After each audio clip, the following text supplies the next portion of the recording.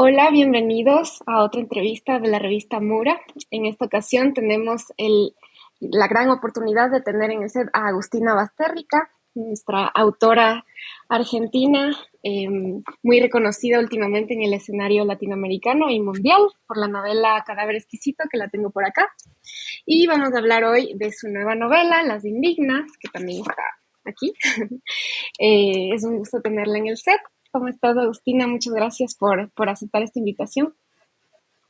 Bueno, muchas gracias a vos, Abril. Me Eh, encanta estar acá, gracias. Bueno, voy a presentar un poco a nuestra autora de hoy. Agustina nació en Buenos Aires en 1974, es licenciada en Artes por la Universidad de Buenos Aires, gestora cultural y también ha participado como jurado en varios concursos literarios. Ella ha publicado los libros de cuentos Antes del Encuentro Feroz y 19 garras y un pájaro oscuro, y su primera novela fue Matar a la Niña, de la que también vamos a hablar un poquito hoy. Y Cadáver Exquisito, con la que ganó reconocimiento internacional. Fue una novela traducida a 25 idiomas y aclamada por los principales medios internacionales referidos a la literatura. Eh, bueno, el día de hoy vamos a empezar hablando un poco de las temáticas de estas dos últimas novelas, Cadáver Exquisito y Las Indignas, que son, digamos, con las que ya has comenzado a ganar cierta resonancia internacional en el medio literario. Y me gustaría empezar hablando de la temática que abordan estas dos novelas, que es similar, ¿no? Son distopías situadas en un futuro que no suena tan distante. De hecho, el trasfondo son problemáticas que estamos viviendo fuertemente en la actualidad.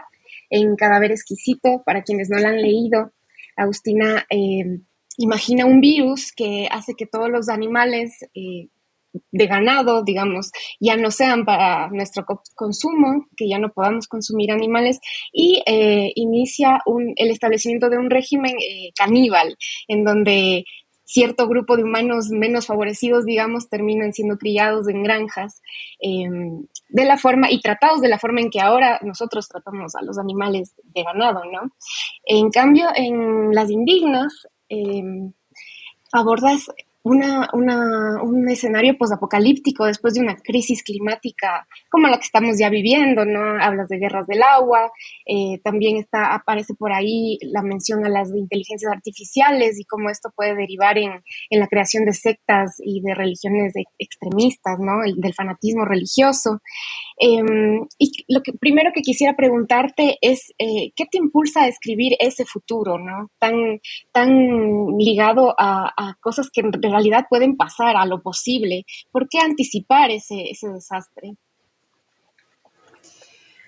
Bueno, a ver, no, en un sentido no hay algo racional, no es que yo me siento, inclusive me pasó con Cadáver Exquisito, que la primera vez que dije es una distopía fue cuando gané el premio Clarín y me hicieron la primera entrevista en el escenario, o sea, gané el premio, la gente, el público se fue y ahí me hicieron una entrevista y me preguntaron, bueno, ¿en qué género inscribirías tu novela? Y yo ahí dije, bueno, una distopía, pero mientras la escribía no estaba pensando, voy a escribir una distopía, ¿sí?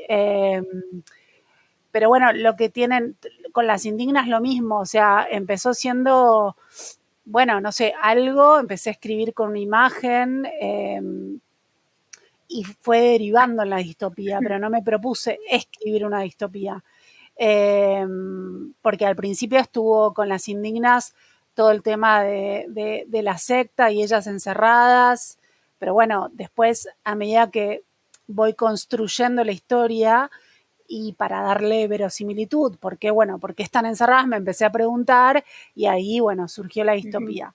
Y lo que tienen tanto las distopías como las utopías, que son, digamos, caras de la misma moneda, es que, bueno, toman elementos de la época en la que fueron escritas y en el caso de las distopías lo llevan a los extremos, un poco para advertir quizás, un poco para decir, bueno, si seguimos por este camino probablemente terminemos así.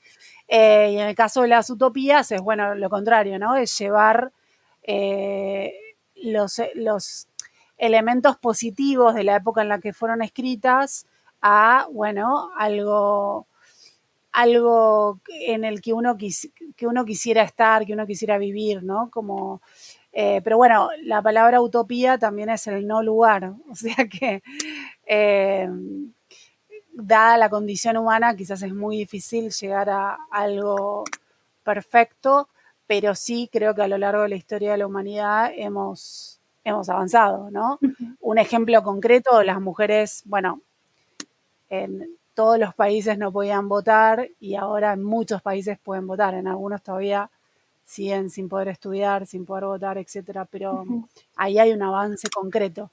Eh, entonces, bueno, quizás eso, me interesa pensar la realidad en la que estamos llevándola al extremo Ujú. y teniendo muy en claro que lo que vemos hoy, lo que percibimos hoy, puede no estar mañana. Sí, justamente en esto que has mencionado sobre el avance que sentimos, ¿no? Como sociedad sentimos que estamos avanzando hacia un mundo mejor, digamos. Sin embargo, novelas como la tuya, novelas como las tuyas, como también novelas como las de Margaret Atwood, nos hablan de una distopía en donde ya los avances de la humanidad como que se detienen y hay una especie de retroceso, ¿no? En las indignas vemos que las chicas están encerradas en un claustro con un régimen súper fuerte de, superioridad masculina, digamos, es un ambiente en donde muy oscurantista, ¿no? Está prohibido preguntar, está prohibido dudar, es como que todos los avances del conocimiento, de la tecnología que nos han permitido acceder a la información para describir nuestro mundo ya no están más y volvemos a ese momento en que la única forma de relacionarnos con la realidad y con las cosas que no entendemos es la fe, ¿no? Eh, Pasa algo similar en algunos universos distópicos que han creado los autores de nuestra época. Eso tal vez implicaría que la humanidad está llegando a su pico de desarrollo, de evolución y estamos enfrentando cierto retroceso o vamos a enfrentar la distopía posible es un Mm. retroceso. No, para mí tiene que ver con varias cosas. Primero, hay un tema de la condición humana, Ujú. ¿sí? Que es, por más que haya cierto avance en la civilización, si hay casos extremos, por ejemplo, un apocalipsis, etcétera, y bueno, te puede tocar un grupo en el cual haya abuso de poder, ¿no? Porque eso está ocurriendo en este momento. Nosotros generalizamos y decimos, bueno, el mundo está civilizado, pero está lleno de distopías en esta realidad, en este mundo. De hecho, hay lugares, muy pocos ya, creo que uno o dos, creo que en Australia, hay una isla donde no puede entrar la civilización, digamos, y las personas que viven ahí eh, viven como hace millones de años, o sea, no tienen ningún tipo de contacto con internet, no saben que existe, ¿no? Digo, no. Entonces, son como, si querés, desde nuestra perspectiva, totalmente salvajes. Ujú. Y hay otras distopías de gente que está metida en sectas, que la cooptaron, que están metidas, y yo lo que escribo en Las Indignas está bien, no hay garras por el agua, pero viven una cuestión similar de algo coercitivo, de abusos, de torturas. Está lleno de documentales en las distintas plataformas que te cuentan distintos tipos de sectas que están activas hoy, digamos. Y después tenés gente que está en cautiverio. Yo siempre pongo el ejemplo de la cantidad de mujeres que son raptadas, engañadas, etcétera, para estar en burdeles clandestinos, cautivas, drogadas, a las que violan todos los días de su vida y se mueren ahí, ¿no? Porque la trata de personas es el tercer negocio más rentable del mundo y ahí dentro de la trata de personas está la trata de personas, eh, bueno, digamos que el negocio es sexual, ¿no?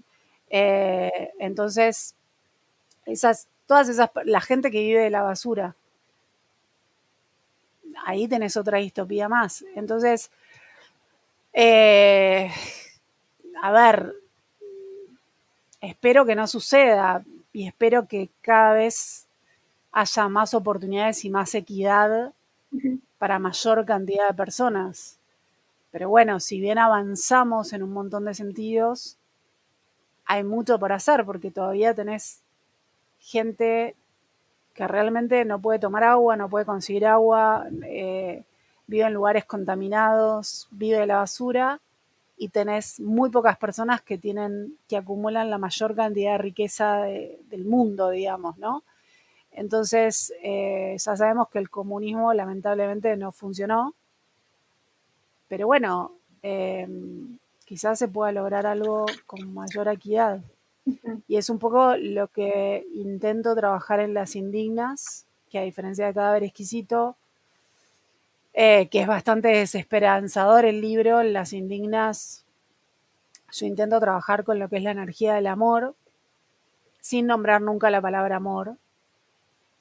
Y no hablo solo del amor romántico, sino del amor como energía universal. Ujú. El amor como, bueno, ponerse en el lugar del otro, entender que estamos todos conectados, ¿no? Eh, bueno, eso.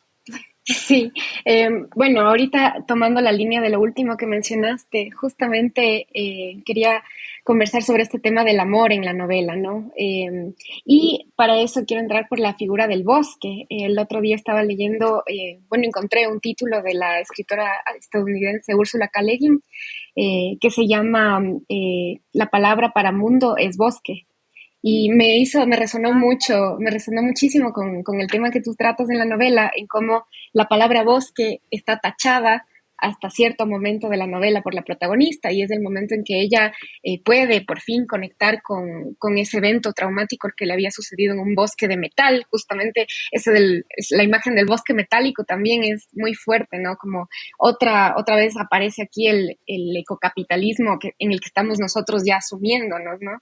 Y cómo a raíz de que ella logra, digamos, incluir eso en su experiencia vital, que lo había reprimido por el trauma, logra nombrar al bosque nuevamente, ¿no? Y vemos cómo con su relación con Lucía, con esta amiga que va haciendo, comienza como a rebrotar la vida en el bosque al mismo tiempo que ellas comienzan a conectar, ¿no?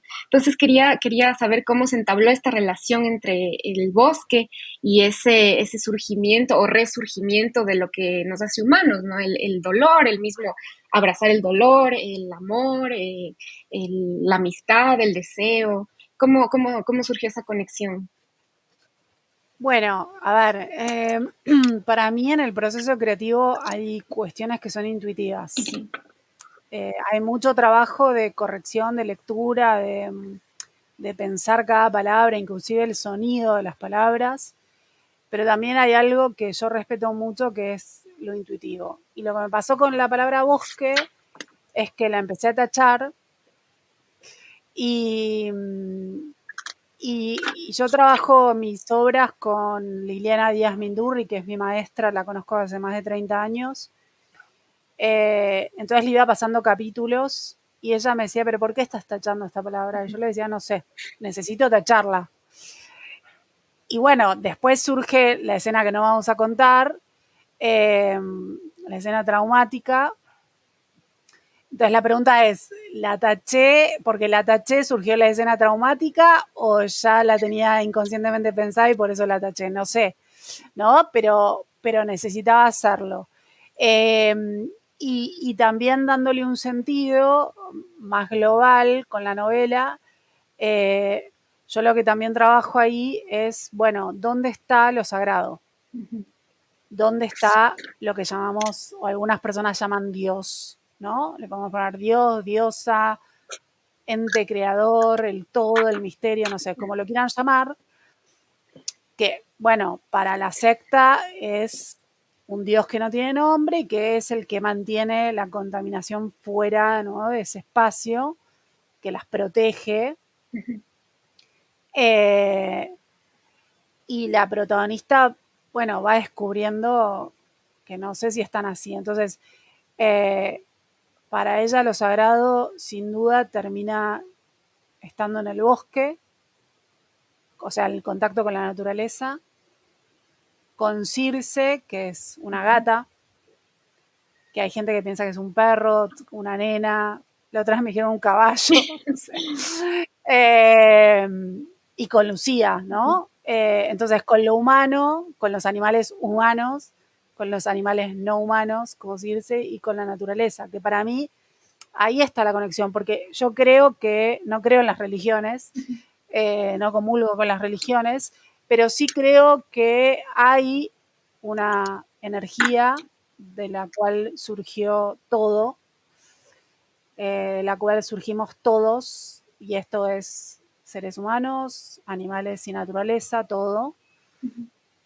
Entonces, cuando vos te conectás empáticamente con el otro, o sea, con, de nuevo, seres humanos, animales y naturaleza, te estás conectando con esa energía creadora. Por eso no comulgo con las religiones, porque yo no necesito, en el caso de la religión católica, un señor en el Vaticano que me esté diciendo, ¿no? Cómo me tengo que conectar con esa energía creadora. Entonces, y aparte te lo pones a pensar, los grandes líderes y lideresas espirituales a lo largo de la historia, o sea, pensemos en Jesús, María Magdalena, Buda, los que quieran, la base del mensaje del que hablan es del amor. Esa es la base. Después, ese mensaje lo toman los seres humanos, escriben la Biblia, hacen no sé qué, y hacen cualquier cosa con ese, ¿no? Porque con la excusa del amor a Cristo han matado personas, han quemado mujeres, han torturado, han robado bebés, han hecho cualquier cosa. Eh, pero la base es esa. Entonces, bueno, trato de trabajarlo en la novela. Yendo por el mismo tema de lo sagrado que nos han inculcado desde niños, desde muy pequeños, que siempre debería estar relacionado con lo religioso, ¿no? En algunas entrevistas de las indignas, y volviendo a tu primera novela, Matar a la niña, está presente ya el tema de lo religioso y de cómo cuestionar y transgredir eso a través de la escritura, ¿no? ¿Puedes contarnos un poco de cuáles son esos relatos que siguen rondando en tu universo creativo, que provienen de ese gran relato religioso que nos has impuesto y que quisieras reescribir o transgredir? Bueno, sí, evidentemente es una de mis obsesiones porque, bueno, esto lo dije en varias entrevistas, pero uno de los, digamos, de las claves para poder escribir esta novela fue que yo fui a un colegio de monjas alemanas, donde no la pasé bien. Hay gente que la pasó muy bien, no, digamos, uno generaliza, pero tenés todo tipo de monjas y todo tipo de sacerdotes, gente que ayuda, ¿no? Pero bueno, mis monjas eran monjas, eh, bueno, que utilizaban la represión y sobre todo lo más tremendo es que había una completa desunión entre las compañeras, porque éramos todas mujeres, y entonces había un autocontrol, ¿no? Como un gran panóptico dentro de lo que era ese grupo social, digamos, en el colegio, en el cual todas nos vigilábamos a todas, que era tremendo, porque no todo lo que decías podía ser usado en tu contra, ¿no? Entonces no había verdadera amistad o verdadera conexión. Eh, pero bueno, una de las cosas que pasaba era que no podías cuestionar todo lo que te enseñaban. Y por supuesto que lo que te enseñaban estaba totalmente recortado, ¿no? Y tenía muchos límites, porque había cuestiones, bueno, que si te las enseñaban, podías poner en cuestionamiento tu religión, tu creencia. En cambio, va a ser lo contrario, ¿no? Enseñarte todo y que eso fortalezca tu fe, ¿no? Porque, bueno, si tenés una religión que se basa en el amor, no sé. Pero bueno, a mí lo que me enseñaron es algo totalmente diferente. La religión católica que a mí me enseñaron, que repito, hay muchas religiones católicas a lo largo y ancho del mundo, la que me enseñaron a mí era todo lo contrario al amor, ¿no? Sacaban lo peor de vos, te reprimían. Eh, entonces, bueno, eso me llevó a, cuando salí de ahí, eh, yo estudié Historia del Arte en la Universidad de Buenos Aires. Cuando vos estudias Historia del Arte, tenés que estudiar los inicios del cristianismo, cómo se formó, pues si vas a estudiar cómo está conformada una, no sé, catedral gótica, tenés que entender, ¿no? Por qué se construyó de esa manera, por ejemplo.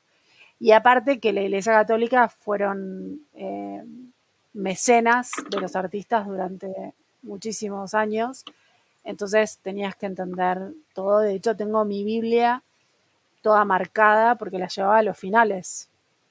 Tenías que ir a rendir finales con la Biblia. Entonces leí la Biblia y, digamos, y también ahí entendí, bueno, las atrocidades de la Iglesia Católica, ¿no? Eh,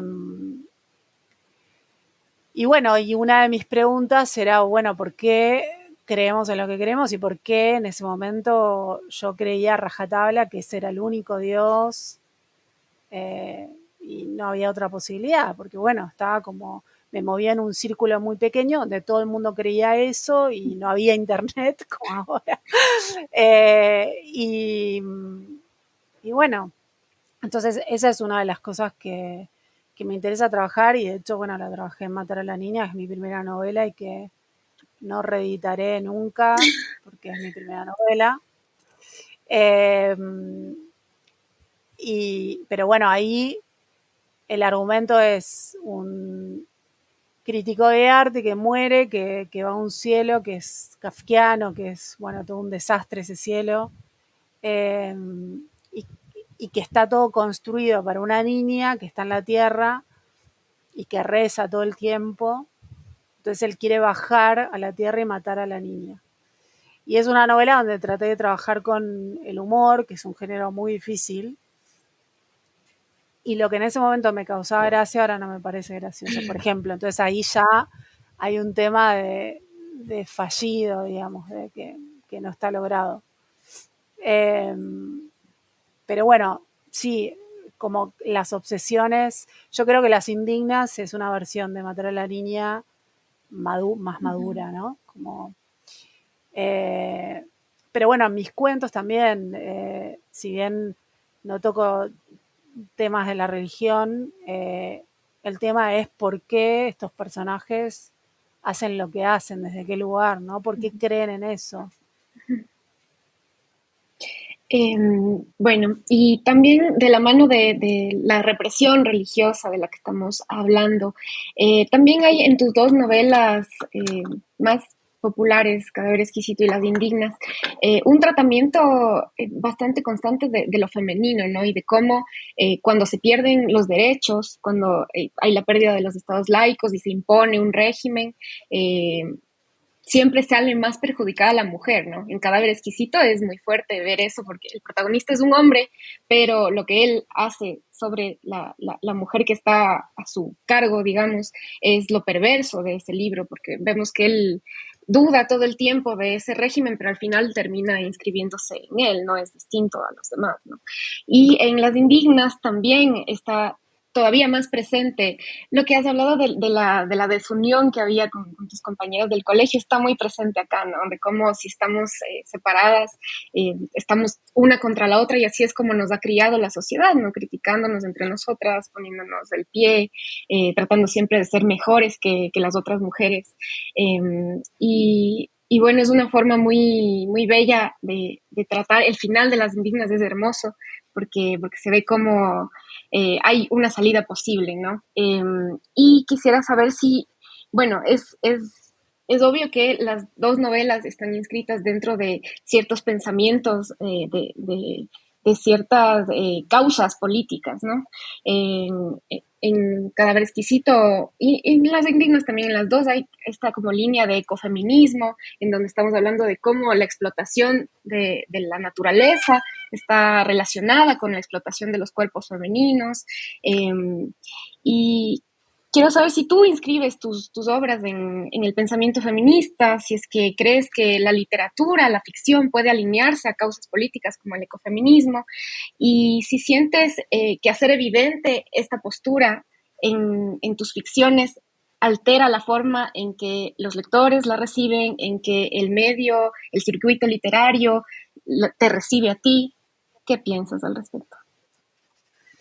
Bueno, sí, soy feminista y de hecho acá tengo mi pañuelo verde,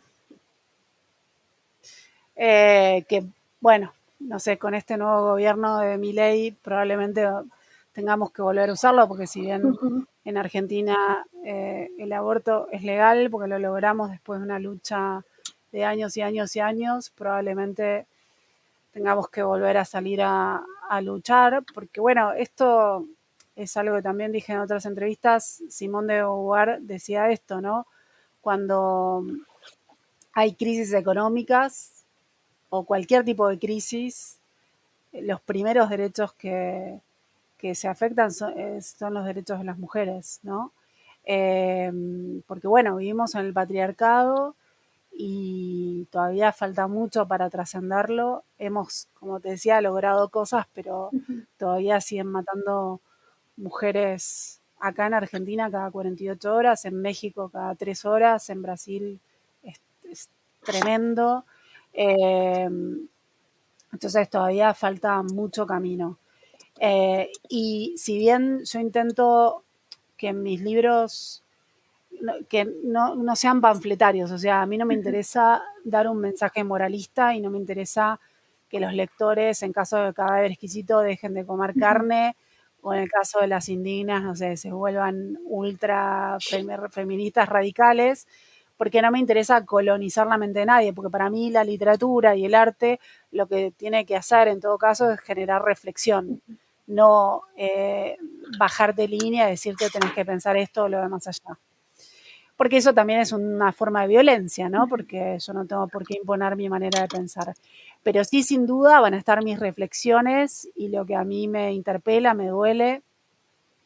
Y una de las cosas es, bueno, justamente, ¿no? ¿Por qué, de nuevo, pensamos en lo que pensamos, creemos en lo que creemos? ¿Por qué naturalizamos, en el caso de Cadáver Exquisito, el consumo, no sé, de los animales? Esto no para decir no tienen que comer más carne, ¿no? Sino porque pensarlo, porque yo durante años naturalicé ese consumo y nunca me lo cuestioné. Nunca me cuestioné por qué tomamos leche de vaca y no de otro mamífero, por ejemplo, ¿no? Y así un montón de cuestiones, no solo relacionado con la alimentación, con el cuerpo. ¿Por qué, por lo menos acá en Argentina, el tema de la gordofobia? ¿Por qué todos apuntamos a una belleza hegemónica y opinamos sobre el cuerpo de las otras personas y nos violentamos cuando un cuerpo se va de los estándares, ¿no? ¿Por qué? Eh, y en el caso del patriarcado es porque hace siglos que creemos que las mujeres y las minorías valen menos. Digamos, yo quiero saber en la historia de la humanidad si hubo algún caso, uno solo, de un grupo de mujeres que en la calle agarró a un hombre y lo violó. Sin embargo, está lleno de casos de un grupo de varones que agarraron a una mujer en la calle y la violaron. ¿Y eso por qué es? Porque, bueno, la sociedad de alguna manera lo habilita. Porque cuando pasa eso, después tenés titulares al día de hoy que dicen, bueno, tenía la pollera muy corta o lo que fuere. O gente cuestionando, bueno, pero salía mucho a la noche esa chica, entonces mirá lo que... En cambio de enseñarle a los varones a no violar, ¿no? Que sería lo lógico. Entonces, me han preguntado a veces si en algún momento me cuestiono no escribir sobre ciertas cosas por miedo a o la reacción de los lectores o que no me publiquen. Y es como, no, voy a escribir lo que a mí se me cante y lo que a mí me interpele, porque yo no me interesa hacer literatura para vender bestsellers ni para entretener. Me interesa, para mí, cada libro es una búsqueda,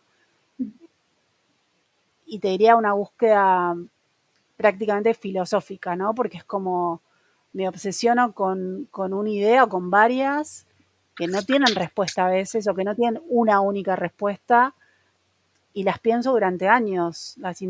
Cadáver Exquisito me llevó 2 años, Las Indignas me llevó 3 años de escribir, 3 años eh, realmente obsesionada con,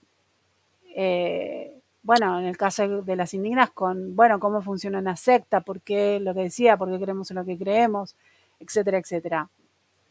Uno de los libros que fue para mí fundamental para Las Indignas se llama Calidani y la bruja de Silvia Federici, que es un ensayo que explica o intenta, digamos, entender por qué a lo largo, bueno, de muchos siglos, ¿no? De distintos periodos se quemaron mujeres acusándolas de brujas.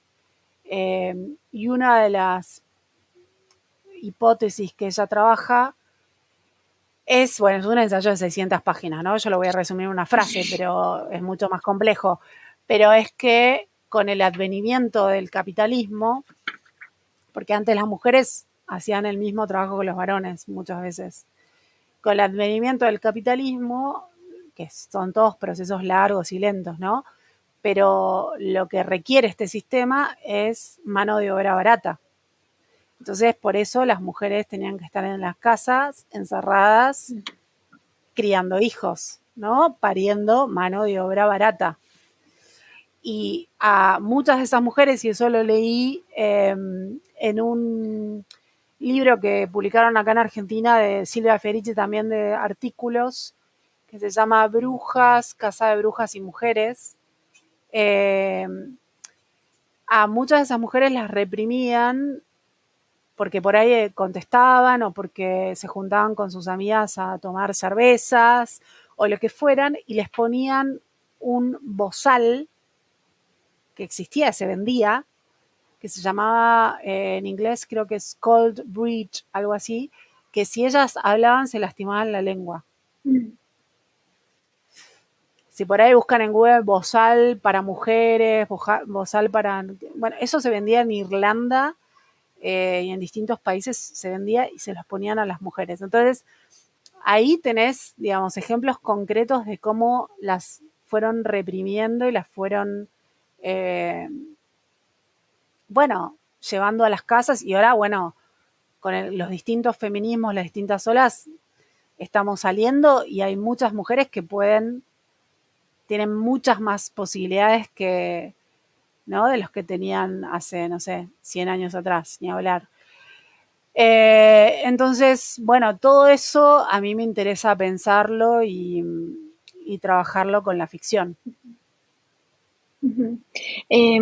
Hablando justamente de este tema de la represión del lenguaje, ¿no? En la mujer, que también está en Las Indignas, en la figura de que les hacen abandonar su lengua y adoptar una nueva, y también en esto de silenciar, ¿no? Con el silicio religioso, que igual les lastima la boca.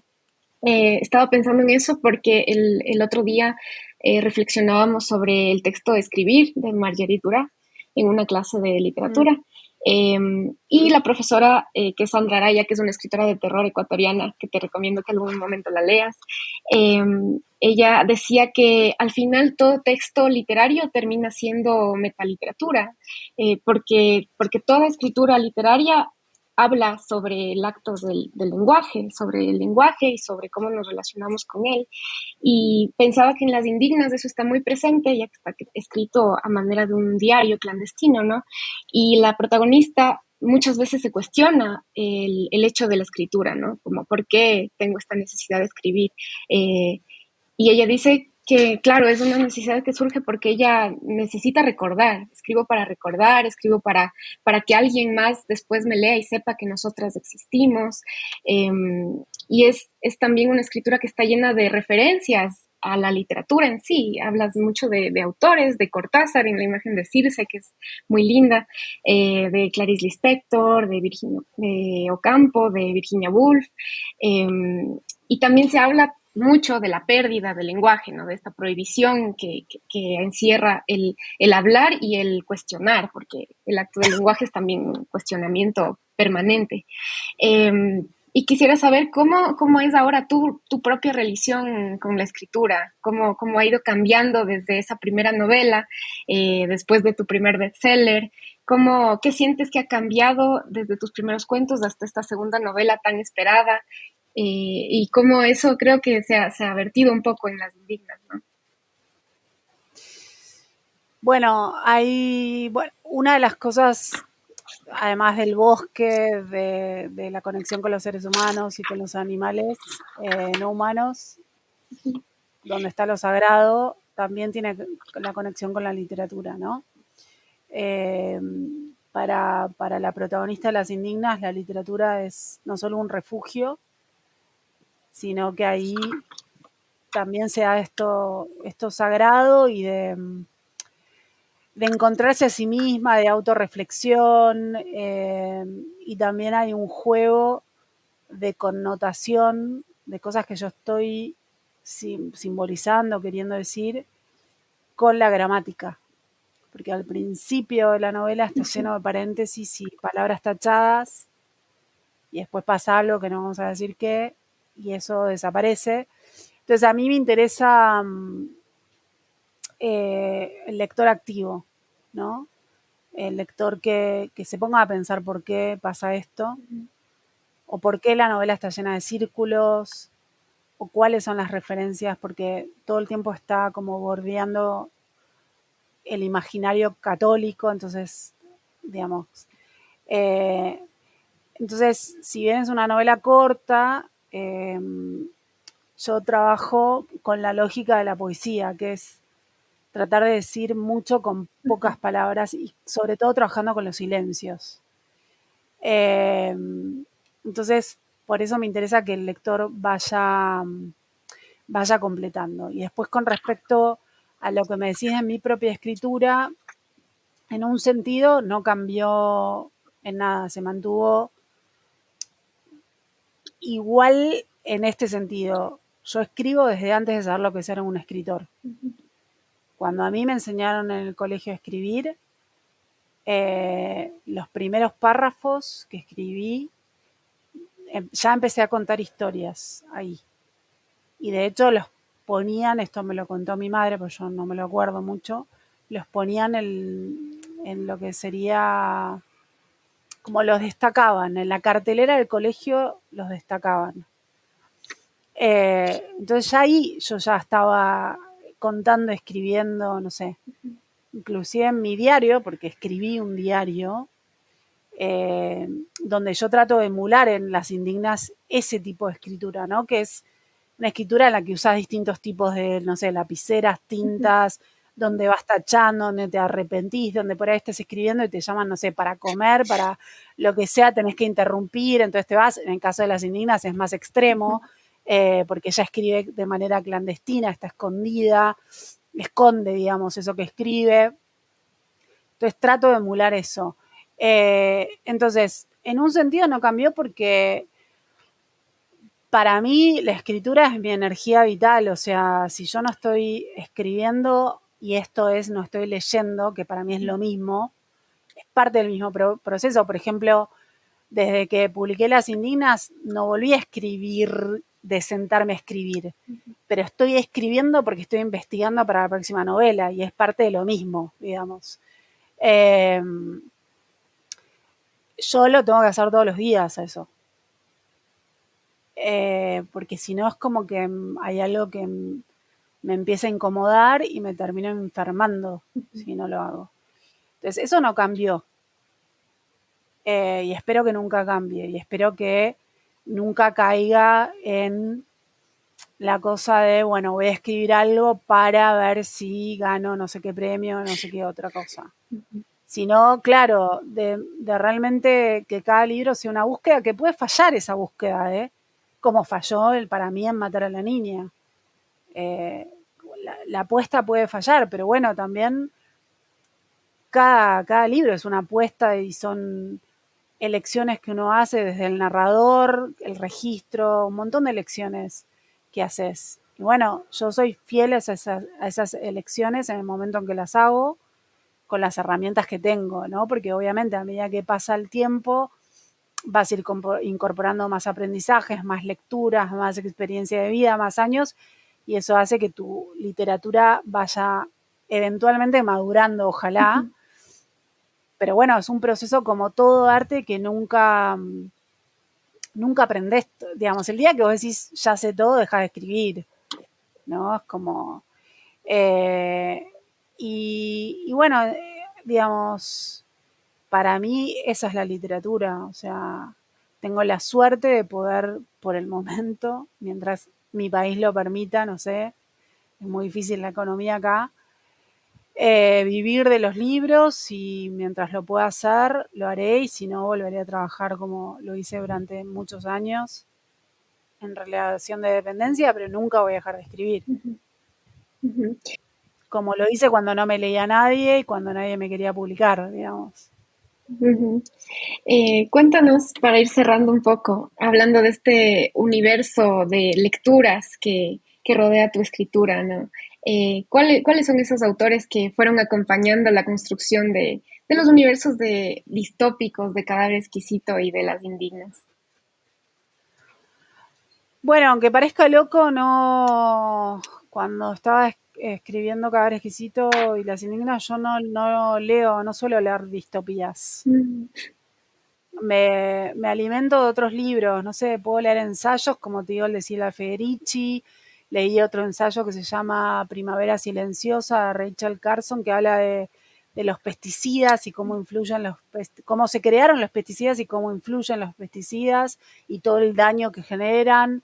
No sé, leí un ensayo de Federico Cusco, un escritor argentino, que se llama Odorama, del tema de los olores, por ejemplo, porque a mí me sirve porque de hecho en las Indias hay mucho sensorial, eh, pero bueno, hay escritores y escritoras que yo estudio, como Juan José Saer, que es mi escritor argentino favorito, Borges, obviamente Cortázar, que lo amo, Silvina Ocampo, Sara Gallardo, eh, William Faulkner es uno de mis escritores absolutamente favoritos y es que es para estudiar.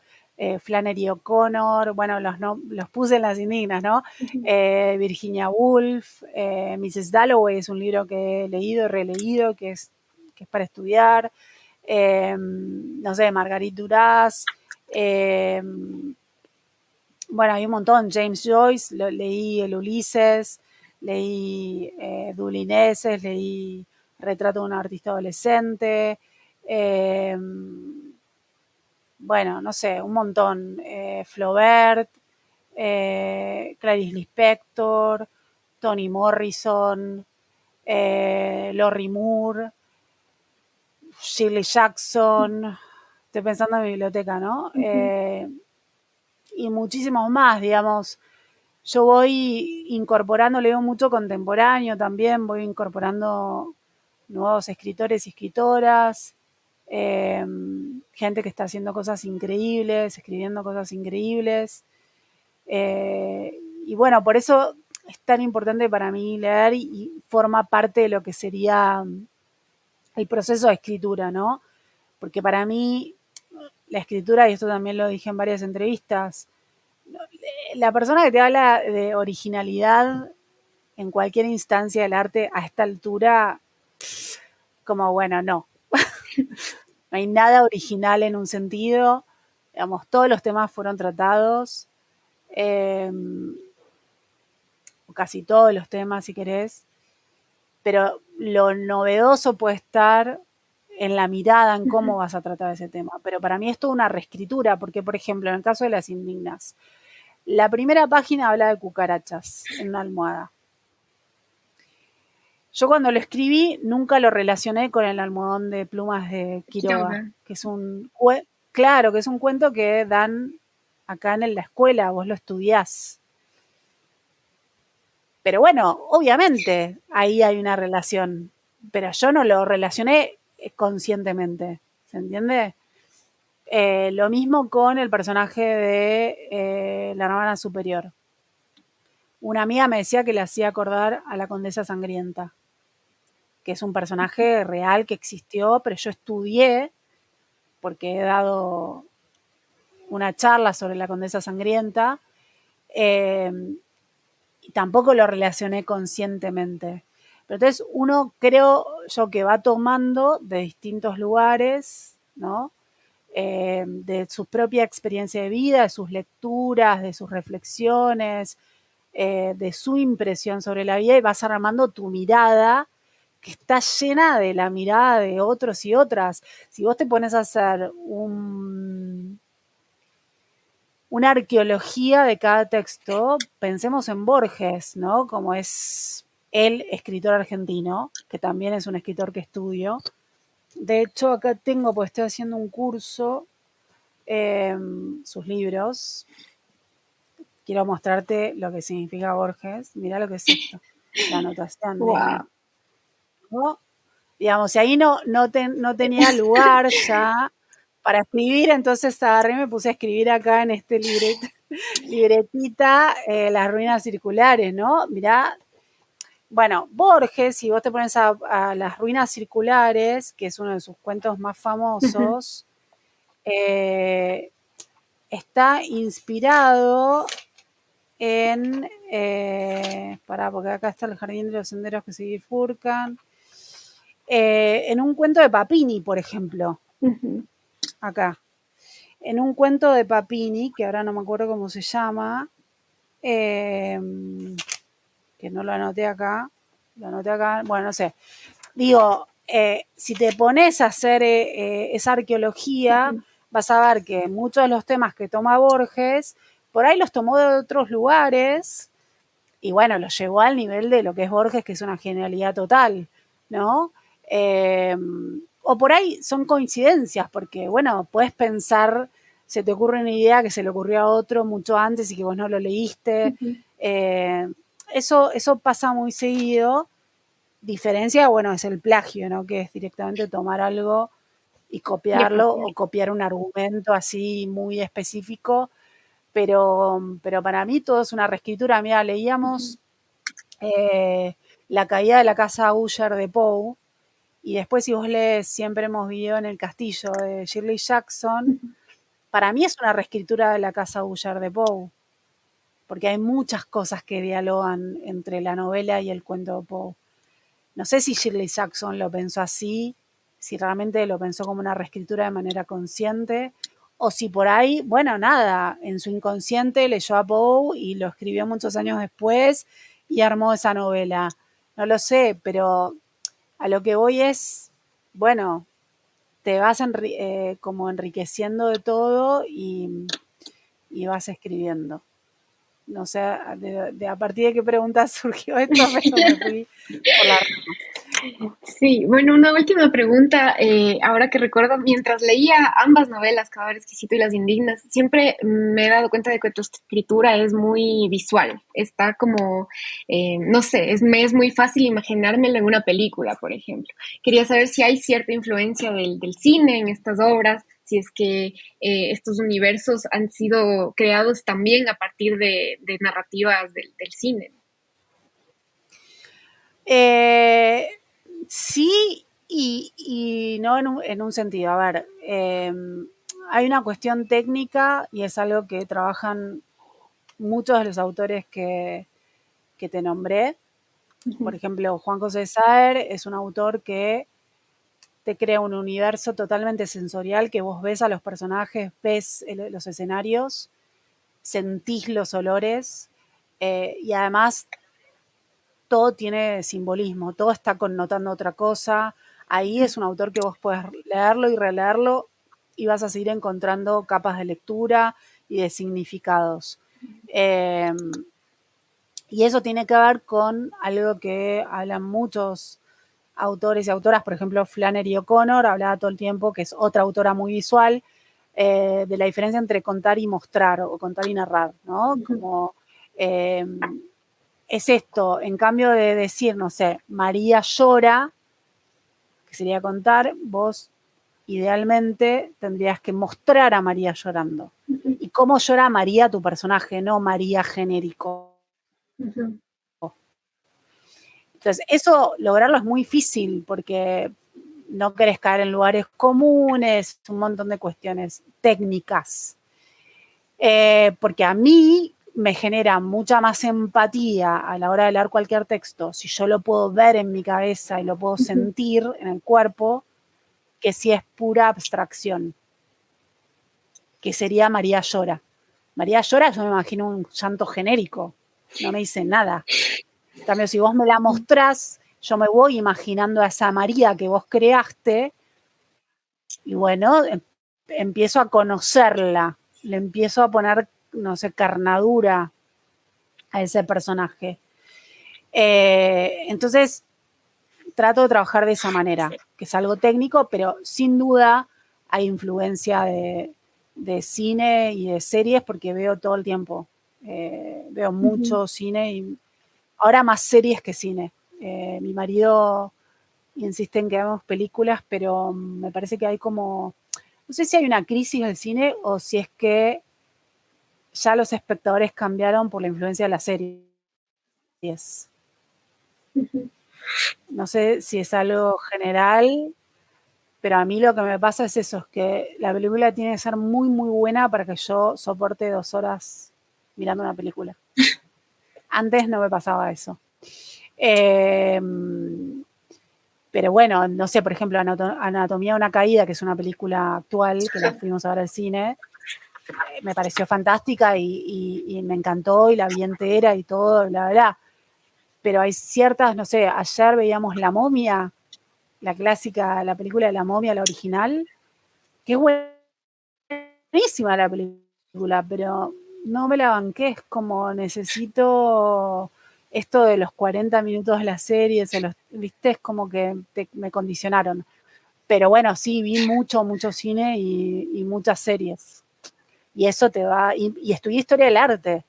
Entonces el bagaje de Ujú. imágenes que yo tengo en la cabeza es enorme porque de hecho tengo guardadas varias carpetas que teníamos que llevar a la facultad, cero ecológico, pero bueno, ahora supongo que habrá cambiado, pero teníamos que llevar las carpetas de papel con las imágenes impresas, que te llevaban meses armarlas, y los profesores, la mayor parte varones, abrían y te decían, háblame de esta imagen, por ejemplo. Entonces, claro, todo eso influye, ¿no? Por ahí alguna imagen que describo que está inspirada en alguna imagen, sé que estudié cuando estudié barroco y que ni me la acuerdo Ujú. conscientemente, andás a ver. Ujú. Y hablando de eso, la portada de Las Indignas es una pintura también, ¿no? De Luis Ricardo Falero de 1878.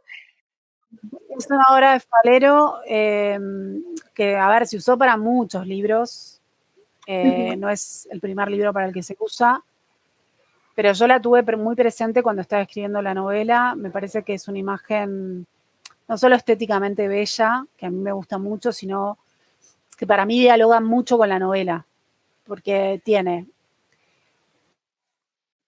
lo sensual, que para mí tiene esa Ujú. imagen que intento lograr en la novela, que hay como una cuestión latente de erotismo. Bueno, todas las mujeres desnudas, ahí también hay un solo varón, está de espaldas. Eh, la cuestión de la brujería que está implícita en la Ujú. novela, aunque no está profundizada. Eh, bueno, no sé, todo eso está para mí en esa portada. Y lo hermoso es que, bueno, primero la editorial me dijo que sí, porque no siempre se puede Ujú. o no siempre están de acuerdo, sino que además Max Rompo, que fue el mismo que hizo la portada de Cadáver Exquisito, hizo un recorte espectacular, porque hay esa misma imagen en otros libros con distinto recorte, te da otra sensación, y a mí me encantó el recorte que hizo. Ujú. Sí, es muy bella, la verdad. Muchas gracias, Agustina, por tu tiempo, por haber sido parte de esta conversación.